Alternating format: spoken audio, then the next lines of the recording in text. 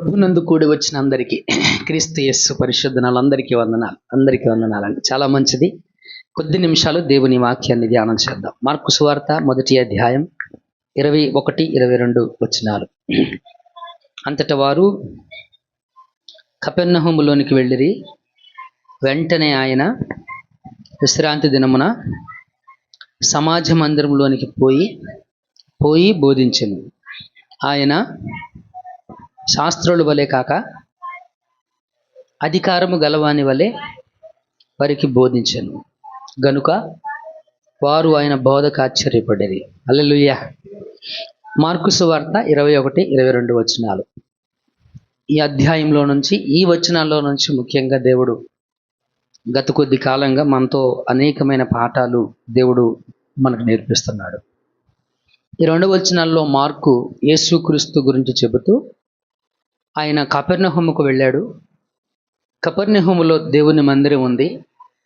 ఆ సమాజ మందిరంలోనికి యేసుక్రీస్తు వెళ్ళాడు. వెళ్ళి ఏం చేశాడు? బోధించాడు అని.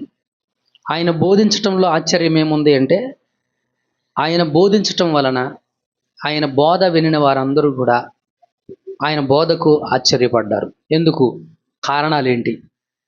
ఆయన బోధకు ఆశ్చర్యపోవడానికి కారణాలు ఏంటనంటే, ఆయన బోధ అధికారము గలవాని వలె ఆయన బోధించాడండి. ఎలా బోధించాడండి? ఆయన అధికారం అంటే, ఒక అధికారం ఉన్నటువంటి వ్యక్తి ఎలాగైతే మాట్లాడతాడో అలా యేసుక్రీస్తు మందిరంలో బోధించడం అనేటువంటిది మనం చూస్తున్నాం. సినగోగులో, సమాజ మందిరంలో. అయితే మిత్రులరా, ఆయనకు అధికారం ఉంది. ఆయన వాక్యానికి అధికారం ఉంది. ఆయన సర్వాధికారము కలిగినటువంటి దేవుడు అనేటువంటి సత్యం మనం నేర్చుకున్నాం. ఆయన బోధకుడు అనేటువంటి పాఠాన్ని కూడా మనం నేర్చుకున్నాం. ఆయన ఎటువంటి బోధకుడు అనేటువంటి పాఠము నేర్చుకున్నాము. ఆయన బోధన విధానాన్ని గురించి మనం కూడా నేర్చుకున్నాం. అలాగే ఏం బోధించాడు? ఆయన ఏమి బోధించాడు? ఏదో ఒక అంశం మీద ఆయన చెప్పాలి కదా. ఏ అంశాల మీద ఆయన బోధించాడు అనేది మనం ప్రస్తుతము ధ్యానం చేస్తున్నటువంటి అంశం. ఆయన బోధించినటువంటి అంశాలు ఏంటి? మొదటి అంశం, గత వారం మనం మూడు విషయాలు నేర్చుకున్నాం. మొదటి అంశంలో దేవుని రాజ్యమును గురించి యేసుక్రీస్తు బోధించాడు. దేని గురించి అండి? 1వ అధ్యాయం 15వ వచనం అదే చెప్తా ఉంది. కాలము సంపూర్ణమై ఉన్నది, దేవుని రాజ్యము సమీపించి ఉన్నది. కాలం ఏమై ఉంది? సంపూర్ణమై ఉంది, దేవుని రాజ్యము సమీపించి ఉంది. ఆయన దేవుని రాజ్యమును గురించి బోధించాడు. దేవుని రాజ్యం గురించి ఏమి బోధించాడు అంటే, ఎవరైనా ఒక మనిషి దేవుని రాజ్యానికి రావాలి అంటే వాడు మారు మనసు పొందాలి అని బోధించాడు. మారు మనసు లేకోకుండా ఎవడు దేవుని రాజ్యానికి రాలేడు. తర్వాత మారు మనసు పొందడం మాత్రమే కాదు, మారు మనసు పొందినవాడు మారు మనసునకు తగిన ఫలమును కూడా ఫలించాలి. తగిన జీవితాన్ని కూడా జీవించాలి. ఒకవేళ తగిన జీవితం అనేది జీవించకపోతే, ఎవరైతే మారు మనసునకు తగిన జీవితాన్ని జీవిస్తారో, ఫలం ఫలిస్తారో, ఆ ఫలించే వారికి దేవుని రాజ్యం అనేటువంటిది ఇవ్వబడుతుంది అని లేఖనం చెప్పింది. ఫలించని వారిని ఏం చేస్తాడు? నరికి అగ్నిగుండంలో వేయబడతాడు. వారిని నరకానికి దేవుడు పంపిస్తాడు. ఈ 2 విషయాలు యేసుక్రీస్తు చెప్పాడు. ఇంకా ఏం చెప్పాడు ఆయన? పరలోక రాజ్యానికి ఎవరైనా రావాలి అంటే అది యేసుక్రీస్తు ద్వారా మాత్రమే. యేసుక్రీస్తు కూడా కాదు, యేసుక్రీస్తు ద్వారా మాత్రమే మనము దేవుని రాజ్యంలోనికి వెళతాం. ఆయన యందు విశ్వాసం ఉంచిన వాడు నశించడు, నిత్య జీవాన్ని పొందుకుంటాడు. అందుకే నిత్య జీవాన్ని ఇవ్వడానికే యేసుక్రీస్తు శరీరంతో ఈ భూమి మీదకి వచ్చాడు. లేఖనం అదే చెబుతా ఉంది. నా ద్వారా తప్ప ఎవడు తండ్రి వద్దకు వెళ్ళలేడు అని యేసుక్రీస్తు చెప్పాడు. నేనే మార్గము, నేనే సత్యము, నేనే జీవము అని చెప్పినటువంటి వాడు. కాబట్టి దేవుని రాజ్యానికి వెళ్ళాలంటే యేసుక్రీస్తు ద్వారా తప్ప వేరొక విధానంలో దేవుని రాజ్యానికి వెళ్ళడం అనేది, పరలోకానికి వెళ్ళడం అనేటువంటిది అవకాశం లేదు. నిత్య జీవం పొందుకోవడానికి అవకాశం అనేటువంటిది లేదు మిత్రులారా. కాబట్టి క్రీస్తు ద్వారా మాత్రమే దేవుని రాజ్యంలోనికి మనం వెళతామని లేఖనం తెలియజేస్తుంది. ఇంకొక అంశాన్ని మనం జ్ఞాపకం చేసుకోవాలి. యేసుక్రీస్తు దేవుని రాజ్యం గురించి ఇంకా ఏం బోధించాడు?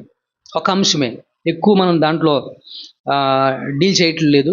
ప్రధానమైనటువంటి కొన్ని అంశాలు మాత్రమే మనం ధ్యానం చేస్తున్నాం. చాలా విషయాలు ఆయన బోధించాడు దేవుని రాజ్యం గురించి. అయితే మనం ఇంకా ముందుకు వెళ్ళేటప్పుడు వాటిని గురించే మనం ధ్యానం చేయబోతున్నాం కనుక ప్రధానమైనటువంటి అంశాలు మాత్రమే మనం తీసుకున్నాం. 4 అంశాలు. 4ట్లో మారు మనసునకు తగిన ఫలము యేసుక్రీస్తు. 4వది ఏంటంటే ఆహ్వానం. ఏంటది? ఆహ్వానం, ఇన్విటేషన్. పెళ్ళి, మన బంధువులు పెళ్లి పెట్టుకున్నారు, ఇన్విటేషన్ కార్డు ఇస్తేనే వెళ్తాం. ఆహ్వాన పత్రిక ఇవ్వాలి. ఆహ్వాన పత్రిక లేకపోతే పిలవని పేరంటానికి ఏం వెళతాంలే అనుకుంటాం. పిలవా పెట్టని పేరంటం అంటాం మనం, అంతే కదా. సో పిలవా పెట్టని పేరంటానికి వెళితే ఏమవుతుంది? అవమానం ఎదురవుతుంది. కాబట్టి దేవుని రాజ్యానికి దేవుడు పిలిపిస్తున్నాడు. దేవుని రాజ్యానికి దేవుడు ఏమిచ్చాడండి? పిలుస్తున్నాడు. అందరినీ పిలుస్తున్నాడు ఆయన, ఒకళ్ళని కాదు. అందరికీ ఆహ్వానం అనేటువంటి దాన్ని ఆయన ఇస్తున్నాడు. సరే, ఇక్కడ కొంచెం మనం డీటెయిల్డ్గా మాట్లాడేటువంటి ప్రయత్నం చేద్దాం. మత్తయి సువార్త 22వ అధ్యాయం. ఆయన బోధించాడు, ఈ ఆహ్వానం గురించి ఆయన బోధించాడు. మత్తయి సువార్త 22వ అధ్యాయం మొదటి వచనం నుంచి చదవండి. యేసు వారికి జవాబు చెబుతూ లేదా ఉత్తరం ఇచ్చుచు తిరిగి ఉపమాన రీతిగా ఇట్లడిను. ఏ రూపంలో చెప్పాడు ఆయన? ఉపమానం. మనం నేర్చుకున్న ఉపమానం అనేటువంటి దేనికి ఉపయోగించాడు ఆయన? అర్థం కావడం కోసం, విషయం అర్థం కావడం కోసం, సారాంశం అర్థం కావడం కోసం ఉపమానం అనేటువంటి పద్ధతిని ఆయన బోధనలో ఉపయోగించాడు. ఆయన బోధించేటప్పుడు ఇదే చెప్తున్నాడు, అది ఉపమాన రీతిగా బోధించాడు. పరలోక రాజ్యము తన కుమారునికి పెండ్లు విందు చేసిన ఒక రాజును పోలి ఉంది. ఈ ఉపమానం దేని గురించి అంటే పరలోక రాజ్యం గురించి. ఈ పరలోక రాజ్యం ఎలాంటిది అంటే ఒక రాజుగారిని పోలుందంట. ఎవరిని పోలుంది? ఒక రాజుగారిని. ఎవరి రాజు? ఈ రాజుగారు తన కొడుక్కి పెళ్లి చేస్తున్నాడు. కొడుక్కి ఏం చేస్తున్నాడు? పెళ్లి చేస్తున్నాడు. పెళ్లి చేసి పెళ్లికి విందు చేశాడు. పెళ్లికి ఏం చేశాడు? విందు చేశాడు. ఈ కొడుకు పెళ్లి విందుకు కొంతమందికి ఆహ్వాన పత్రికలు ఇచ్చాడు దేవుడు. ఈ రాజుగారు ఆహ్వాన పత్రికల్ని ఇచ్చాడు. చదవండి అర్థమవుతుంది. ఆ పెండ్లి విందుకు పిలవబడిన వారిని రప్పించుటకు అతడు తన దాసులను పంపినప్పుడు వారు రానొల్లక పోయిరి. ఏం జరిగిందంట? ఆ పెండ్లి విందు ప్రిపేర్ చేశాడు. విందు రెడీ అయింది. విందు రెడీ అయిన తర్వాత ఎవరినైతే పెండ్లి విందుకు ఆహ్వానించాడో, ముందు ఆహ్వాన పత్రిక ఇచ్చాడో, ఆ ఆహ్వానించబడిన వారందరినీ కూడాను దాసుల్ని పంపించాడు. మనం కూడా అంతే కదా. పెళ్ళికి మనం మామూలు పత్రికలు ఇస్తాం. మధ్యాహ్నం భోజనం టైంకి ఒక వ్యక్తిని పెట్టి, అయ్యా మళ్ళా వెళ్ళి వాళ్ళందరినీ పిలవండి అని చెప్తాం. భోజనాలు రెడీ అయినాయి రండి అని చెప్తాం, అవునా కదా. సేమ్ థింగ్ హ్యాపెండ్ ఇక్కడ కూడా అదే జరిగింది. పెండ్లి విందుకు పిలువబడిన వారిని, ఎవరినండి? పెండ్లి విందుకు పిలువబడిన వారిని పిలువబడిన వారిని రప్పించుటకు, ఏం చేయడానికి? రప్పించుటకు అతడు తన దాసులను పంపినప్పుడు వారు రానొల్లకపోయిరి. ఎవరు రాలేకపోయారు? ఎవరైతే ఆహ్వాన పత్రికలు అందుకున్నారో, ఎవరికైతే ఆహ్వానం ఇవ్వబడిందో, ఈ ఆహ్వాన పత్రికలు అందుకున్న వారందరూ కూడా ఏం చేశారంట? రాలేదు. రానొల్లకపోయిరి అంటే రావాలనే ఉద్దేశం అడగలేదు. రాజుగారు కొడుక్కి పెళ్లి చేస్తూ ఆ పెళ్లికి ఒక మంచి విందు చేసి కొంతమందికి ఆహ్వాన పత్రికలు ఇచ్చాడు. ఆహ్వాన పత్రికలు ఇచ్చినప్పుడు రాజుగారు విందుకు పిలిస్తే రాజభోజనం తినే యోగ్యత లేని వాళ్ళు వీళ్ళు, అవునా కదా. రాజుగారు పెట్టే భోజనం తినేటువంటి యోగ్యత లేనటువంటి వారు వీళ్ళు. ఇప్పుడు ఈ ఆహ్వానాన్ని వీళ్ళు తిరస్కరించారు. ఆహ్వానాన్ని ఏం చేశారండి? తిరస్కరించారు. ఆహ్వానాన్ని తిరస్కరించి ఈ విందు భోజనానికి వెళ్ళటానికి వీళ్ళల్లో ఆహ్వానం పత్రిక తీసుకున్నటువంటి వారిలో ఒక్కళ్ళకి కూడా ఇంట్రెస్ట్ లేదు. వెళ్ళాలనే ఆసక్తి ఒకళ్ళకి కూడా లేదు. చదవండి అసలు ఏం జరిగిందో. కాగా అతడు, ఇదిగో నా విందు సిద్ధపరిచి ఉన్నాను, ఎద్దులను క్రొవ్విన పశువులను వధించబడినవి అంతయు సిద్ధముగా ఉంది, పెండ్లి విందుకు రండని పిలవబడిన వారితో చెప్పుడని వేరే దాసులను పంపెను. కానీ చూడండి, 2 సార్లు పంపించాడు. ఎన్నిసార్లు అండి? 2వసారి. మొదటిసారి కొంతమందిని పంపించారు, రాలేదు, రానొల్లకపోయిరి. ఇప్పుడు 2వసారి కొంచెం ఇన్ఫర్మేషన్ ఎక్కువ ఇచ్చాడు. ఏంటి ఆ ఇన్ఫర్మేషన్? ఎద్దులు క్రొవ్విన పశువులను వధించబడినవి, విందు రెడీ అయిపోయింది. ఏం చేయాలి వచ్చి మీరు? ఇంక తింటమే, అవునా కదా? విందు రెడీ అయ్యింది, రండి అని సిద్ధపరచబడి ఉన్నది, రండి అని పిలవడానికి 2వసారి వేరే దాసులను పంపించాడు. ఏం చేశారు ఈసారి? వారు లక్ష్యము చేయక ఏం చేశారండి వీళ్ళు? ఈ ఆహ్వాన పత్రికలు ఎవరికైతే ఇవ్వబడ్డాయో, ఈ ఆహ్వాన పత్రికలు ఎవరికైతే అందచేయబడ్డాయో వాళ్ళు ఏం చేయలేదంట? లక్ష్యము చేయలే. ఇక్కడ కూడా ఉన్నారు మనలో చాలామంది. దేవుడు పరలోక రాజ్యానికి పిలుపునిచ్చాడు, కానీ ఆ పిలుపును ఎవరు పట్టించుకోవట్లా. ఆ పిలుపుని ఎవరు కూడాను పట్టించుకోవట్లా. ఏమనుకుంటున్నారు అంటే, ఇది నా కొరకు కాదులే అనుకుంటున్నారు. అంటే దేవుని రాజ్యానికి పిలుపు దేవుడు ఎలా ఇస్తాడు? దాసుల్ని పంపిస్తాడు. ఇప్పుడు దాసుడు వచ్చి పిలిచాడు అంటే ఆయన పిలిచినట్టే కదా, అవునా కదా? కాబట్టి నాలాంటి సేవకుడు చెబుతున్నాడు, దేవుని రాజ్యం ఇది, ఆయన రాజ్యంలోనికి రండి అని. ఆయన రాజ్యంలోనికి రావాలంటే యేసుక్రీస్తునందు విశ్వాసం ఉంచండి, మారు మనసు పొంది మారు మనసునకు తగిన ప్రతిఫలము అంటే ఫలవంతమైన జీవితాన్ని జీవించండి అని బోధిస్తున్నాం. ఇదే పిలుపు. ఇంకా ప్రత్యేకంగా దేవుడిని కల్లోకి వచ్చి రాత్రి పడుకున్న తర్వాత లేపి, రాధాకృష్ణలే నువ్వు మారు మనసు పొందని చెప్పడం. అర్థమవుతుందండి?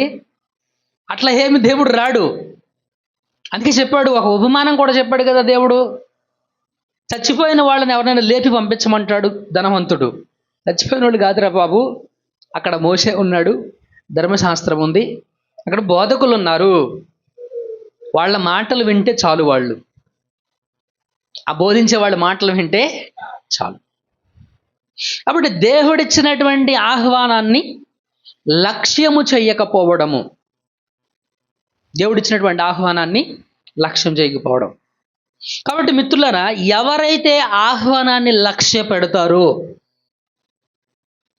ఎవరైతే ఆహ్వానాన్ని లక్ష్య పెడతారో వారికి దేవుని రాజ్యం అనేటువంటిది స్వతంత్రించుకుంటారు.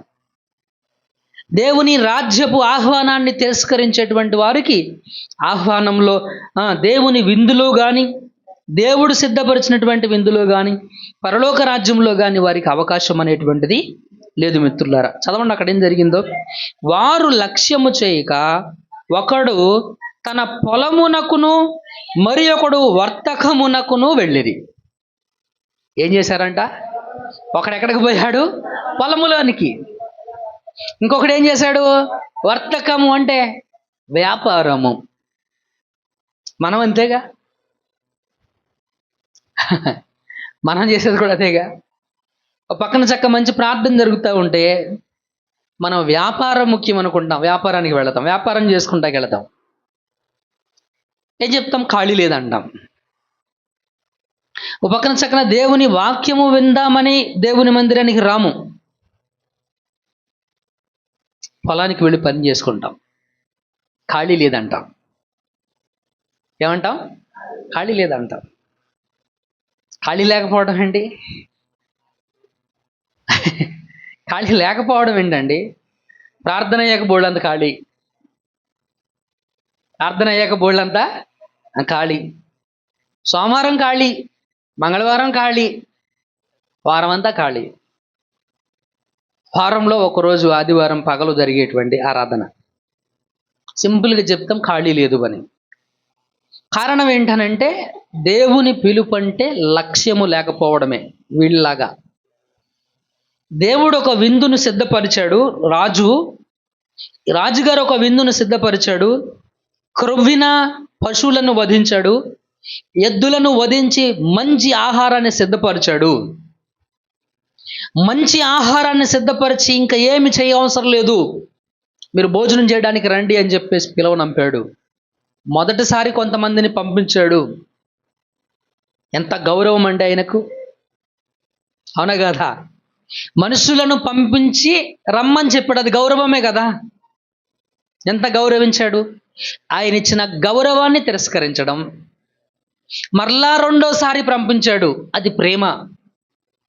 మొదటిసారి పంపించింది గౌరవం అయితే రెండోసారి కూడా పంపాడు అంటే, మొదటిసారి రానని చెప్పినప్పుడు ఆగిపోలేదు.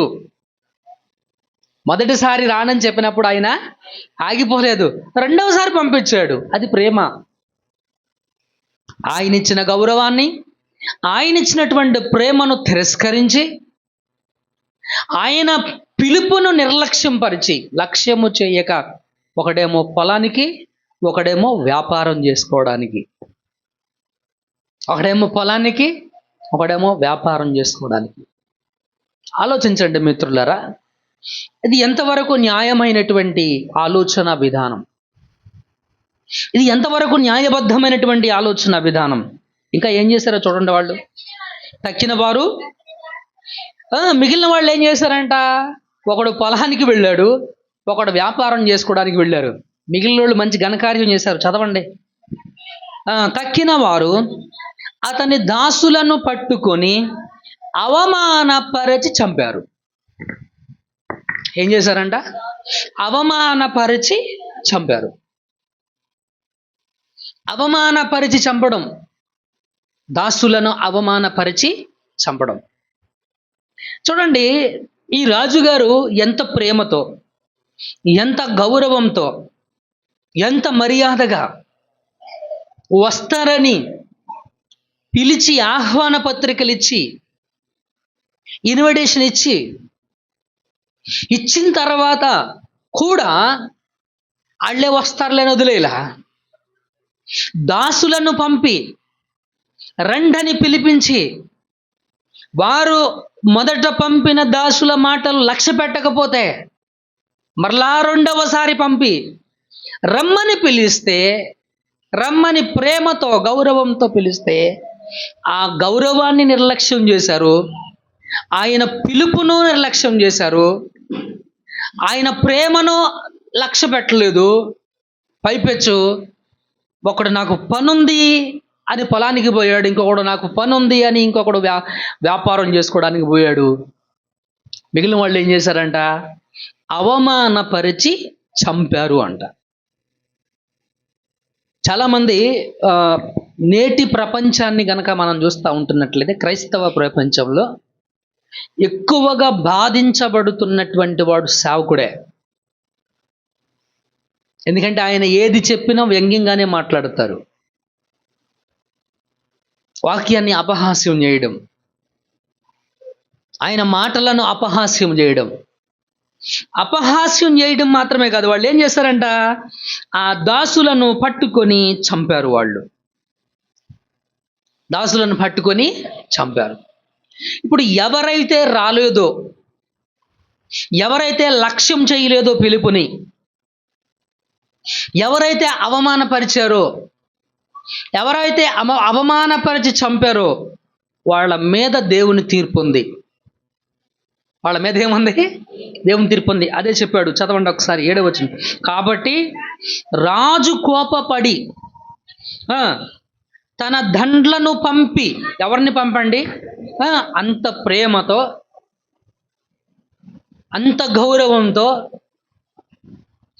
ఇప్పుడు ఒక మనిషికి మనము ఆహారాన్ని సిద్ధపరుస్తున్నామంటే ఆ మనిషి ఎంత విలువైన వ్యక్తి అయితే మన జీవితంలో ఆహారాన్ని సిద్ధపరచగలం మనం, అవునా కదా? ఒక మనిషిని మనం భోజనానికి ఇంటికి పిలిచాము, ఆ మనిషి మనకి ఎంతో విలువైన వాడై ఉండాలి కదా. ఆ విలువ అనేది లేకపోతే మనం భోజనానికి పిలుస్తామా? పిలవం కదా. మరి దేవుడు మనకిచ్చినటువంటి విలువ, మనం ఆయనకి ఇచ్చినటువంటి విలువ, ఆయన ఆహ్వానాన్ని తిరస్కరించడం, ఆయన దాసులను అవమానపరచటం, అవమానపరిచి చంపడం, లక్ష్యము చెయ్యకపోవడము, ఆరాధన టైంకి వచ్చేసరికి నాకు ఆ పని ఉందని వెళ్ళటం, నాకు ఈ పని ఉంది వెళ్ళటం. అలాంటి వారి మీద ఏముందంట? దేవుని తీర్పు అనేటువంటిది ఉంది. దేవుడు ఊరుకుంటాడా? ఊరుకోడు. ఏం చేశాడంట రాజు? చదవండి. అందుకు రాజు కోపపడి తన దండ్లను పంపి ఆ నరహంతకులను సంహరించి వారి పట్టణంను తగలబెట్టించిన. This is the God's judgement.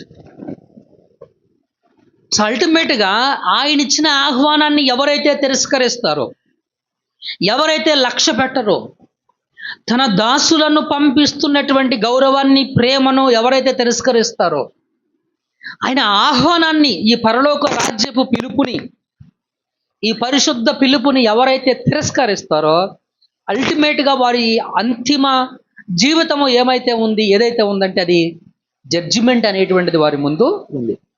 దేవుని న్యాయమైనటువంటి తీర్పు అనేటువంటిది ఉంది.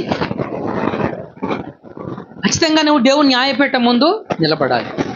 యేసుక్రీస్తు ఆవిడ నేను చచ్చిపోయిన తర్వాత ఆయన ఎవరు, ఈయనెవరు, ఆయన ముందు నేను ఎందుకు నిలబడతాను అని నువ్వు గర్వంగా, అహంకారంగా నువ్వు త్రోసిపుచ్చినా, నువ్వు ఎటు వెళ్ళినా, అల్టిమేట్గా నువ్వు చివరిగా ఎక్కడికి రావాలి అంటే యేసుక్రీస్తు దగ్గరికి రావాలి.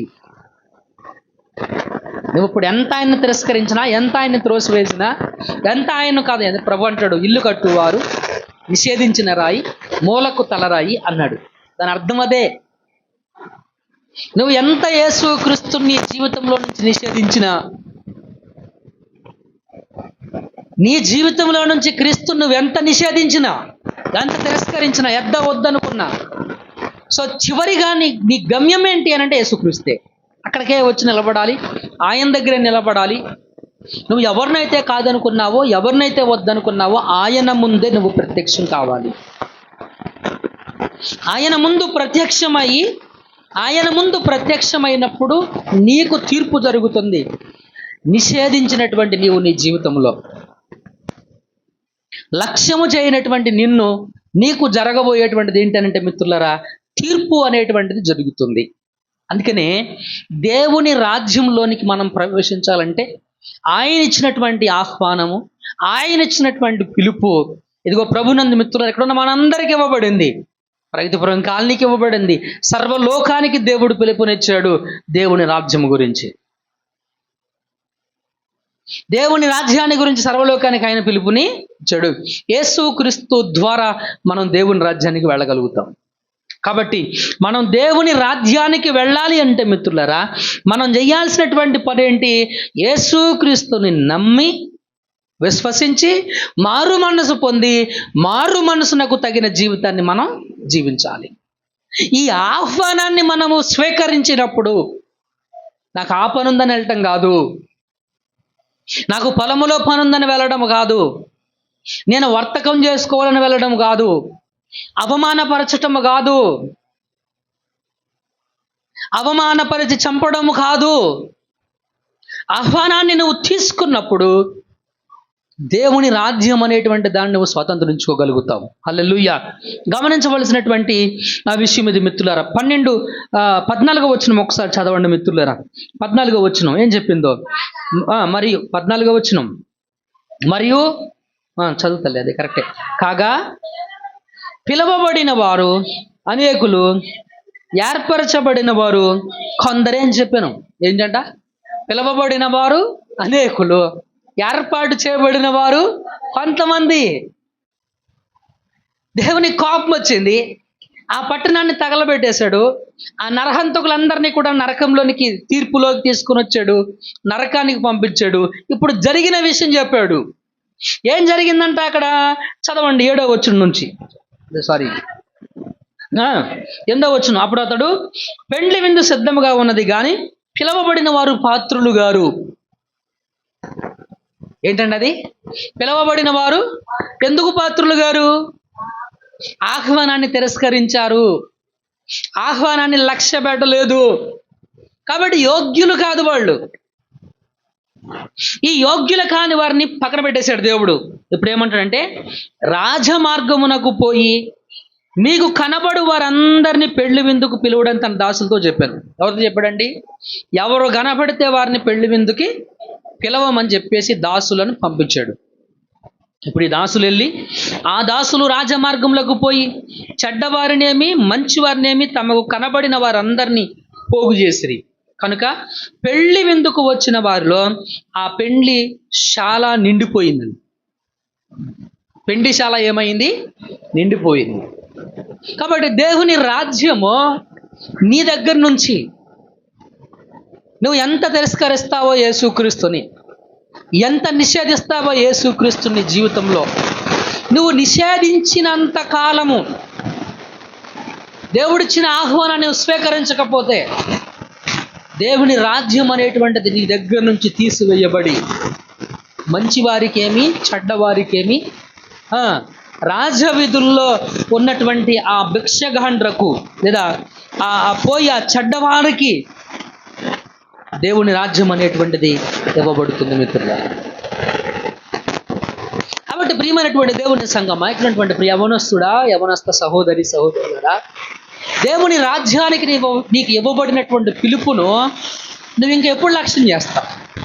మనలో ఉన్నటువంటి కొంతమందిలో ఉన్నటువంటి ఒక దురదృష్ట, దాన్ని ఏమని చెప్పాలి, దురదృష్టం అని కాదు కానీ అవివేకముతో కూడినటువంటి ఆలోచన.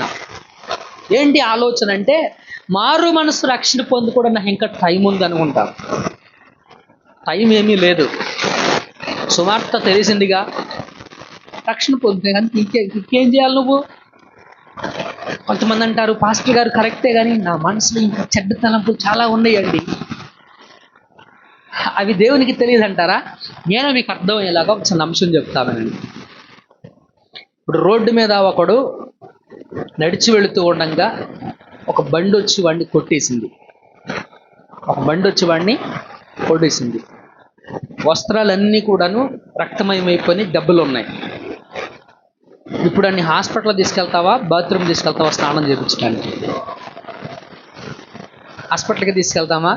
అరే వస్త్రాలు బాగోలేదుగా, ఈ మొత్తం శుభ్రంగా తుడిచి మంచి వస్త్రాలు వాడికి వేసి అప్పుడు వాడిని హాస్పిటల్ తీసుకెళ్దాం అనుకుంటామా? అనుకోం కదా. వాడిని ముందు ఏం చేయాలి? వాడిని ముందు హాస్పిటల్కి వాడు దెబ్బలతో వెళ్తాడా, మానేకి వెళ్తాడా? యేసుక్రీస్తు దగ్గరికి కూడా నువ్వు పాపంతో ఉన్నప్పుడే రావాలి. పాపిగానే యేసుక్రీస్తు దగ్గరికి నువ్వు రావాలి. అప్పుడు ఆయన నిన్ను బాగు చేస్తాడు. నేను నాలో పాపాలు లేకోకుండా నా మనసులో ఇంకా ఏవో చెడ్డ తలంపులు ఉన్నాయి. ఐజయా అని ఒక తమ్ముడు ఉన్నాడు, మంచి బైబిల్ ట్రైనింగ్ చేశాడు. ఏం తమ్ముడా, ఏం పరిచయం చేయమంటే, అన్నా పరిచయం చేయటానికి నాకు చెయ్యాలని ఉంది కానీ నా మనసులో ఇంకా చెడ్డ తలంపులు ఉన్నాయి అన్నాడు. మనసులో ఏమున్నాయంట? చెడ్డతలు ఉన్నాయి. మరి పరిచర్యకి ఆటంకంగా ఉందన్న. నేను మంచివాడిని అయ్యాక పరిచర్య చేస్తున్నా. ఎంత అవివేకం అది, ఎంత అజ్ఞానం అది. నీ మనసులో చెడ్డ తలంపులు ఉన్నాయి అన్నప్పుడు యేసుక్రీస్తు దగ్గరకు రా. ప్రభువా, నేను ఈ తలంపులతో బాధపడుతున్నా, నన్ను విడిపించి తలంపుల నుంచి. అప్పుడు ఆయన విడుదల కలుగు చేస్తాడు. అప్పుడు ఆయన పవిత్రపరుస్తాడు. ఆయన అంటాడు, అయ్యో నేను దేవుని చూశాను, అపవిత్రుడను, అయ్యో నేను చాలా అపవిత్రుడను, ఇక అయిపోయింది నా పని అనుకున్నాడు.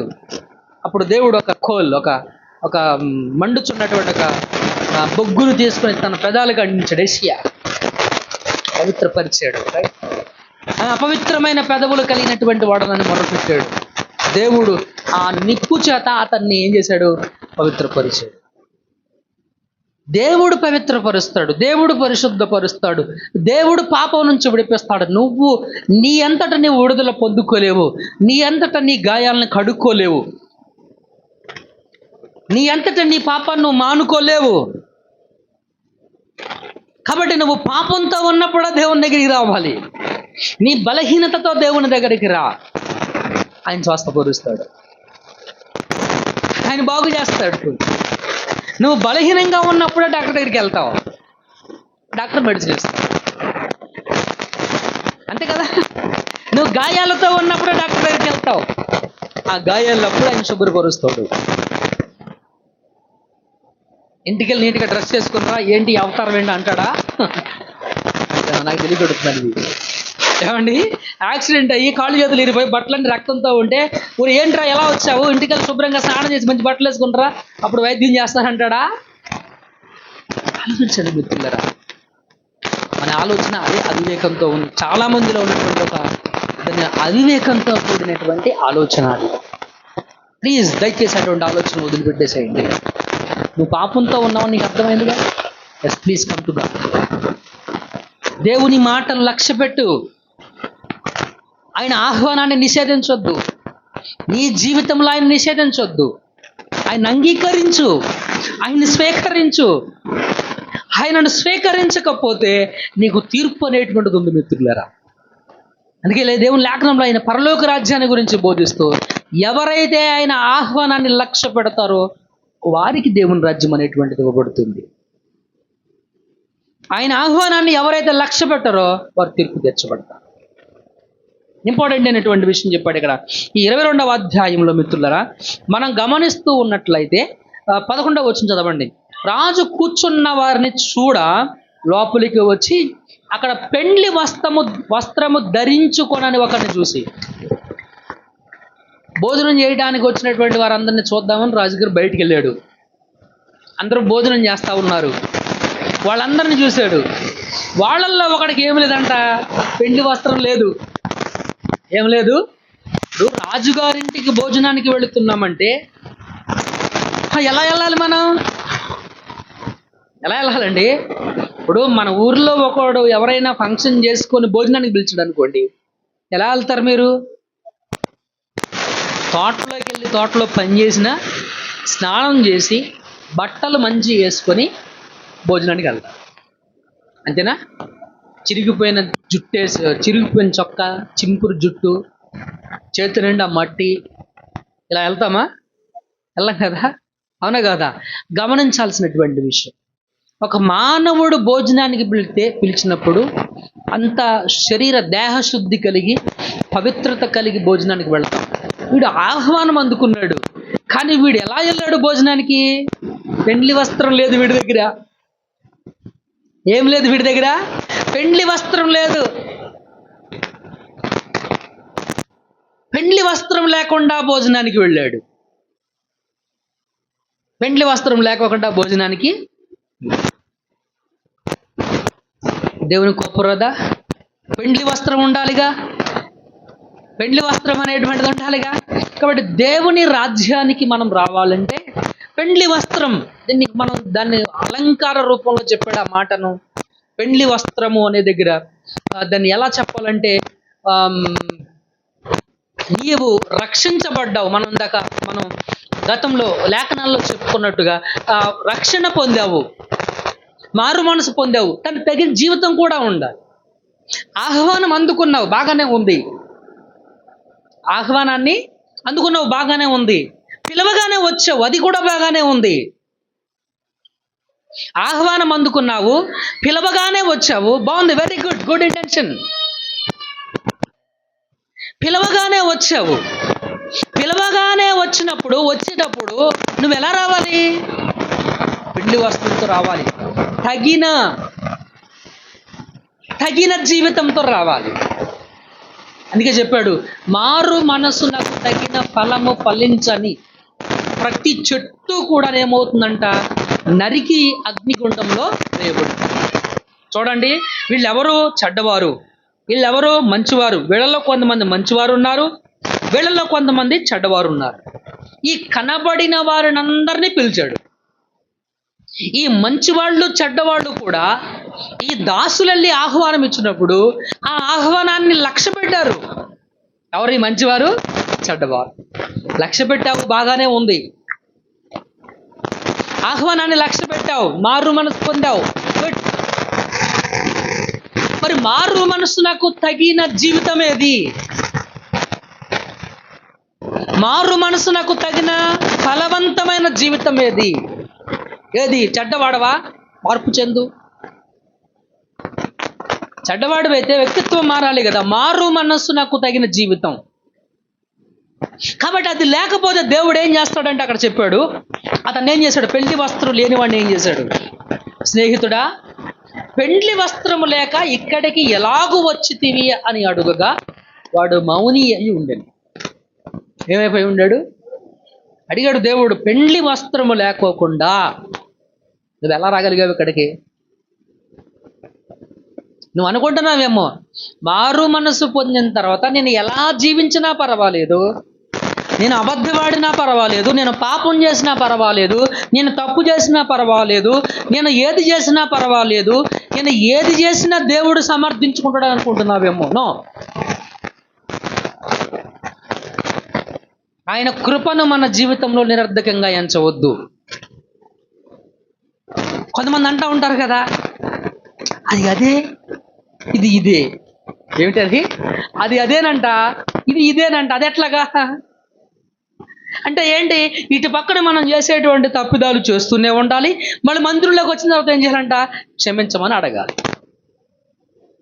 దేవుడు అంత లోకుగా కనపడుతున్నాడా? అయితే దేవునికి అసలు క్యారెక్టర్ లేదనుకుంటున్నావా? ఏమి చేసినా ఆయన సహిస్తాడు అనుకుంటున్నావా? నువ్వు ఎలా జీవించినా ఆయన ఒప్పుకుంటాడు అనుకుంటున్నావా? లేదే. లేదు కదా, దేవుడు అలా ఒప్పుకోడు కదా. గమనించాల్సినటువంటి విషయం. మారు మనసు పొందావు, ఆహ్వానం అందుకున్నావు, వెరీ గుడ్. ఇచ్చిన ఆహ్వానాన్ని చెడ్డోడువే. ఆహ్వానం ఇచ్చినప్పుడు ఆహ్వానం అర్థం చేసుకొని, అయ్యి బాబాయ్ నన్ను రాజుగారు పరలోక రాజ్యానికి పిలిచాడు, నేనెవరిని చెడ్డవాడిని, నేనెవరిని రాజ్య విధుల్లో ఉండేవాడిని, అర్హత లేనివాడినే, యోగ్యత లేనివాడనే. ఈ యోగ్యత అర్హత లేనటువంటి నాకు ఆహ్వానం ఇచ్చాడు రాజు, నేను ఎంత ధన్యుడను. వెరీ గుడ్, మారు మనసు పొందావు. మరి దానికి తగిన జీవితం కావాలి కదా.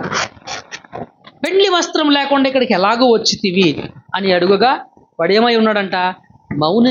అంటే దాని అర్థం ఏంటో, సమాధానము చెప్పలేని స్థితిలో ఉన్నాడు. ఏంటది? సమాధానము చెప్పలేని స్థితి. ఇది ఎప్పుడు వస్తుంది చెప్పండి మనకి? సమాధానము చెప్పలేని స్థితి. మన దగ్గర సమాధానం లేనప్పుడు ఇంకా సమాధానము చెప్పలేని స్థితి ఎప్పుడు వస్తుంది అంటే తెలిసి కూడా చెయ్యనప్పుడు. అంతే కదా, తెలిసి కూడా అలాగుండనప్పుడు.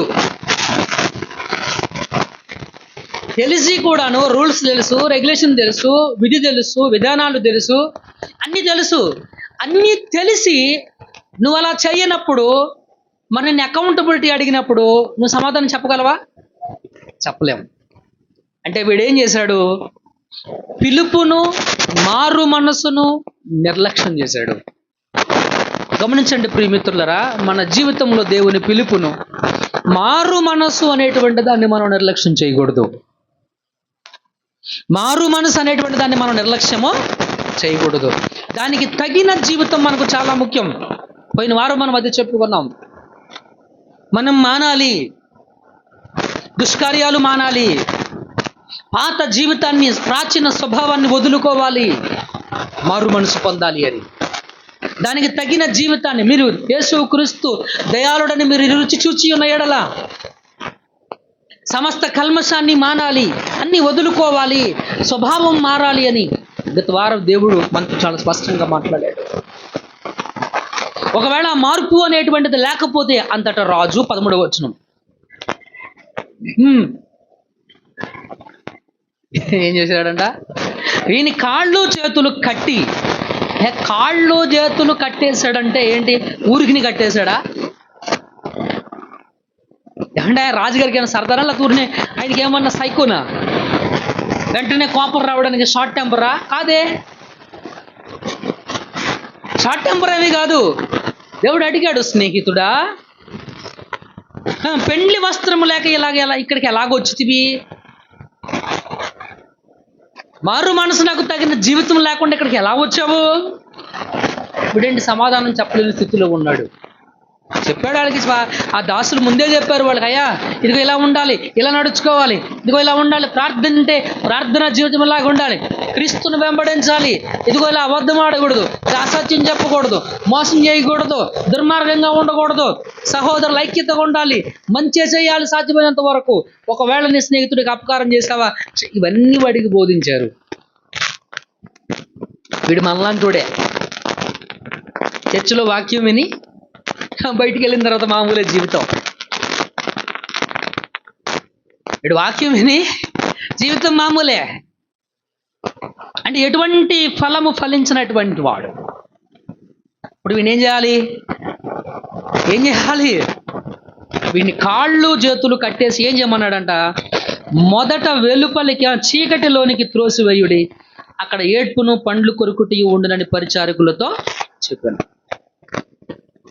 ఏముంటుందంట అక్కడ?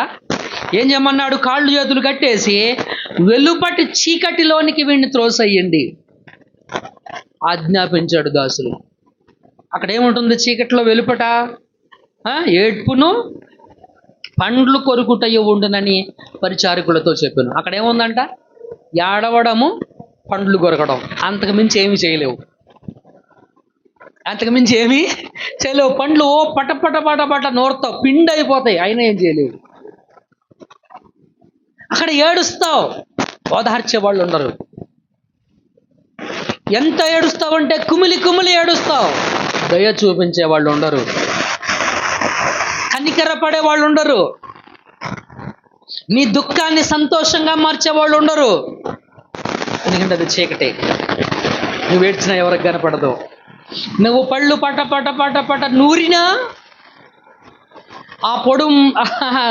ఆ నూరినప్పుడు ఆ పండ్లు పొడుమై రాలుతూ ఉంటే ఆ పొడుం కూడా ఎవరికి కనపడదు. అంత దారుణమైనటువంటి తీర్పు ఉంటుంది. గమనించాల్సినటువంటి విషయం ఇది మిత్రులారా. ఆహ్వానాన్ని తిరస్కరించిన వాడికి తీర్పు ఉంది. ఆహ్వానం అందుకొని మారు మనసు పొంది మారు మనసునకు తగిన జీవితము జీవించని వాడికి కూడా తీర్పు ఉంది. కనుక ప్రేమితులారా, సంగమ జ్ఞాపకం చేసుకోండి. యేసు క్రీస్తు తన బోధనలో మారు మనసు గురించి, దేవుని రాజ్యం గురించి బోధించాడు. ఒకడు దేవుని రాజ్యానికి రావాలంటే వాడు మారు మనసు పొందాలి. మారు మనసు మాత్రమే కాదు, మారు మనసునకు తగిన జీవితం కూడా జీవించాలి. యేసుక్రీస్తు ద్వారా మాత్రమే దేవుని రాజ్యంలోనికి మనము నాట్ ఓన్లీ దట్ వన్, ఆయన ఆహ్వానాన్ని మనం తీసుకోవాలి. ఆయన ఇచ్చిన ఆహ్వానాన్ని, పరలోకపు రాజ్యపు ఆహ్వానాన్ని మనం స్వీకరించాలి, అంగీకరించి మనము పశ్చాత్తాపపడి పాపములను ఒప్పుకొని యేసుక్రీస్తునందు విశ్వాసం ఉంచి మారు మనసు పొంది మారు మనసునకు తగిన జీవితం జీవించాలి. తగిన జీవితం అనేటువంటిది నీకు లేకపోతే దేవుని తీర్పు అనేటువంటిది నీ మీద ఉంది. God is going to judge. కొరింథీయులకు రాసినటువంటి 2వ పత్రిక 5వ అధ్యాయం 10వ వచనం మనకు అదే చెప్తా ఉంది. చదవండి ఒకసారి. కొరింథీయులకు రాసినటువంటి 2వ పత్రిక 5వ అధ్యాయం 5వ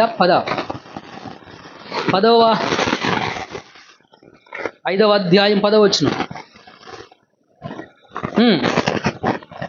ఎందుకనగా 8 నుంచి చదువు తల్లి.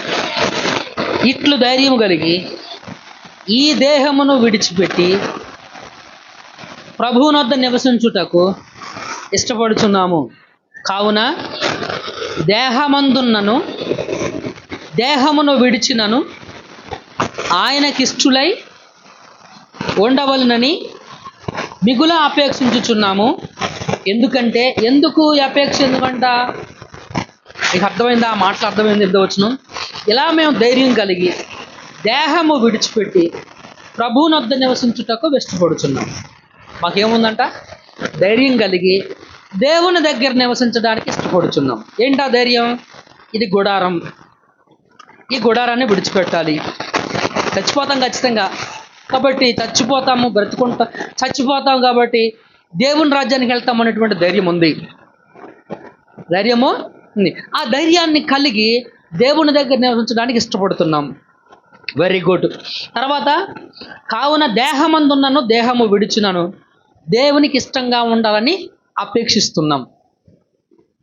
దేహమందున్నను దేహము విడిచినను ఎవరికి ఇష్టంగా ఉండాలంట అంటే ఇప్పుడు నువ్వు బ్రతుకున్నప్పుడు కానీ నువ్వు చచ్చిపోయిన తర్వాత కానీ నేను ఎవరికి ఇష్టంగా ఉండాలి? దేవునికి ఇష్టంగా ఉండాలనేటువంటి అపేక్ష, కోరిక కలిగి ఉన్నాము. ఎందుకంటే తాను జరిగించిన క్రియల చొప్పున, అవి మంచివైనను సరే చెడ్డవైనను సరే, దేహముతో జరిగించిన వాటి ఫలమును ప్రతివాడు పొందినట్లు మనమందరము క్రీస్తు న్యాయపీఠము ఎదుట ప్రత్యక్షము కాబోలెను. ఏమిటండి అర్థమైందా ఈ మాట మీకు? ఎందుకు మేము ఈ అపేక్ష కలిగి ఉన్నామంటే, మేము ఎవరైనా సరే ఈ దేహముతో తాను జరిగించిన క్రియల చొప్పున, అవి మంచివి కావచ్చు చెడ్డవి కావచ్చు, ఈ దేహముతో తాను జరిగించిన క్రియల చొప్పున ఏం చేయాలంట? వాడు వాటి ప్రతిఫలము పొందునట్లు దేవుని న్యాయపీఠం ముందు, యేసుక్రీస్తు న్యాయపీఠం ముందు ప్రత్యక్షము కావాలి. అంటే యేసుక్రీస్తు న్యాయపీఠం ముందు నిలబడటానికి అపోస్తులైనటువంటి పౌలుకి ఏముంది? జవాబుదారీతనం ఉంది. అవునా కదా? ఇందాక ఆ వ్యక్తి యేసుక్రీస్తు ముందు నిలబడినప్పుడు పెండ్లి వస్త్రము లేకుండా ఇక్కడికి ఎలాగొచ్చావని అడిగినప్పుడు వాడు ఏమై ఉన్నాడు? మౌనంగా ఉన్నాడు, జవాబు చెప్పలేని స్థితిలో ఉన్నాడు. కానీ ఇక్కడ పౌలు ఏమంటున్నాడు? మేము ధైర్యంగా ఉన్నామన్నాడు. అంటే జవాబు మేము చెప్పగలం. పెండ్లి వస్త్రం ఉండి వచ్చామా లేక వచ్చామా దానికి తగిన జవాబులు మేము చెప్పగలం. దేవుని న్యాయపీఠం ముందు, క్రీస్తు న్యాయపీఠం ముందు నిలవబడినప్పుడు అకౌంటబిలిటీ అనేటువంటిది చెప్పగలమని ఇక్కడ అపోస్తులైనటువంటి పౌలు చాలా జాగ్రత్తగా జ్ఞాపకం చేస్తూ ఉంటున్నాడు. కాబట్టి ప్రభునందు ప్రియమైనటువంటి దేవుని సంగమా, నీ లేఖన భాగాలు ముగిస్తూ ఉంటున్నాను. దేవుని చిత్తం అయితే మరికొన్ని పాఠాలు ముందు మనం నేర్చుకునేటువంటివి ఉన్నాయి. ఈరోజు దేవుడు పరిశుద్ధ వాక్యం ద్వారా మనతో మాట్లాడుతున్నాడు. ప్రియ స్నేహితుడా, యవనస్తుడా, ప్రియ సంఘమా, పరిశుద్ధ దేవుని పిలుపు పరలోకపు పిలుపునికి ఇవ్వబడింది, పరలోకపు ఆహ్వానమునికి ఇవ్వబడింది. ప్రియమైనటువంటి దేవుని సంగమ, ఈరోజు దేవుని ఆహ్వానమునికి ఇవ్వబడుతుంది. యేసు క్రీస్తు నీ పాపముల నిమిత్తం చనిపోయాడు, సమాధి చేయబడ్డాడు. ఆయన మృతి పొంది సమాధి చేయబడింది నీ పాపముల నిమిత్తమే. నీ గురించి ఆయన సమాధి చేయబడ్డాడు. ఆయన మృతులను గెలిచినటువంటి వాడు. నువ్వు ఏదో ఒక రోజు చనిపోతావు, సమాధి చేయబడతావు. అయితే నువ్వు మృతుల్లో నుంచి లేవాలి అంటే దేవుని న్యాయపీఠం ముందు నిలబడినప్పుడు జవాబుదారీగా అకౌంటబిలిటీ నువ్వు చెప్పాలి అనంటే, అకౌంటబిలిటీ నువ్వు చెప్పగలగాలి అనంటే, దేవుని ఆహ్వానమై ఉన్నటువంటి యేసుక్రీస్తు సువార్తను నువ్వు విశ్వసించు. నీ కోసం చనిపోయాడు, సమాధి చేయబడ్డాడు అనేటువంటి సత్యాన్ని అంగీకరించు. అదే నీకు ఆహ్వానం. పర్టికులర్గా రాత్రికి దర్శనంలో వచ్చి నీకేం చెప్పడు ఆయన. అటువంటి ఇప్పుడేం జరగవు. మీరు తలకాయ కిందకి పెట్టి కాళ్ళు పైకి పెట్టి నిద్రపోయినా అటువంటి ఆహ్వానాలు మీకేమీ రావు. దేవుడు తన పరిశుద్ధ వాక్యం ద్వారా, క్రీస్తు మరణం ద్వారా, క్రీస్తు పునరుద్ధానం ద్వారా మనకు ఆహ్వానం ఇచ్చాడు. ఎవరైతే ఆయన మీద విశ్వాసం ఉంచుతారో, ఆ విశ్వాసం ఉంచినటువంటి వారికి, మారు మనసు పొందిన వారికి, మారు మనసునకు తగిన జీవితాన్ని జీవించినటువంటి వారికి దేవుని రాజ్యము, పరలోక రాజ్యము లేదా నిత్య జీవము అనేటువంటిది ఇవ్వబడుతుంది. మిత్రులరా, కనుక ఇక్కడ ఉన్నటువంటి మనందరం ఒకసారి జ్ఞాపకం చేసుకోవాలి. ఆయన ఆహ్వానాన్ని నువ్వు నిర్లక్ష్యం చేస్తున్నావేమో, ఆయన ఆహ్వానాన్ని, ఆయన సిద్ధపాటును నువ్వు తిరస్కరిస్తున్నావేమో. నాకు ఆ పని ఉందని వెళుతున్నావేమో, నాకు ఈ పని ఉందని వెళుతున్నావేమో, లేకపోతే నాకు ఇంకా టైం ఉందని అనుకుంటున్నావేమో. నాకు తెలిసి నీకు టైం లేదు. ఆయన అందుకే చెప్పాడు అక్కడ బోధలో, కాలము సంపూర్ణమై ఉంది, అదేనా సమీపించి ఉన్నది. కాలం ఏమైందంట? మరి ఉందా? అది నువ్వు అర్థం చేసుకోవాలి. అది నువ్వు తెలుసుకోవాల్సినటువంటి సత్యం. కాబట్టి దేవుని పిలుపు నువ్వు తిరస్కరించొద్దు. క్రీస్తుని నీ జీవితంలో నువ్వు తిరస్కరిస్తే దేవుని న్యాయపీఠం ముందు నిలబడాల్సినటువంటి ఆవశ్యకత నీకుంది. అలాగే నువ్వు మారు మనసు పొందుంటే మారు మనసునకు తగిన జీవితాన్ని గనక నువ్వు జీవించకపోతే దేవుని న్యాయపీఠం ముందు నిలబడేటువంటి ఆవశ్యకత నీకు ఉంది. దేవుని న్యాయపీఠం ముందు మనం నిలబడాలి, అకౌంటబిలిటీ చెప్పాలి. ఆ ఆవశ్యకత మనందరికీ ఉంది మిత్రులారా. కాబట్టి తగిన మంచి జీవితాన్ని మనం జీవిద్దాం. రక్షించబడిన వారు రక్షణకు తగిన జీవితాన్ని, ఇక్కడ మారు మనసు పొందని వారు దేవుని పిలుపును ఆహ్వానించి మారు మనసు రక్షణ పొందవలసిందిగా ప్రభువు పేరట మీకు తెలియజేస్తూ ఈ మాటలు నేను ముగిస్తూ ఉంటున్నాను. కొద్ది మాటలు దేవుడు దీవించును గాక. హల్లెలూయా. అర్థమైందా? ఒక ముక్క కూడా అర్థం కాలేదా? అర్థమైందా? రైట్, ప్రార్థన చేద్దాం. ఈరోజు దేవుని వాక్యాన్ని మనం విన్నాం మిత్రులారా. ఆయన ఆహ్వానాన్ని గురించి మనం విన్నాం. అయితే చిన్న ప్రార్థన చేయండి.